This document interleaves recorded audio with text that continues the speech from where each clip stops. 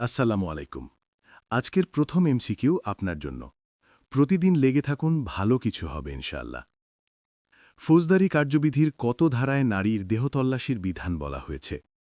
ক ৪৭ ধারায়, খ ৫১ ধারায়, গ ৫২ ধারায়, ঘ ১০৩ ধারায়। সঠিক উত্তর কমেন্টসে লিখুন। ২. কোনো মহিলার দেহতল্লাশি অবশ্যই কার দ্বারা সম্পন্ন করতে হবে? ক একজন পুরুষ পুলিশ দ্বারা, খ অন্য একজন মহিলা দ্বারা, গ ম্যাজিস্ট্রেটের উপস্থিতিতে, ঘ গ্রাম প্রধানের দ্বারা। সঠিক উত্তর খ অন্য একজন মহিলা দ্বারা। ৩. নারীর দেহতল্লাশির সময় কোন বিষয়টি কঠোরভাবে বজায় রাখার নির্দেশ দেওয়া হয়েছে?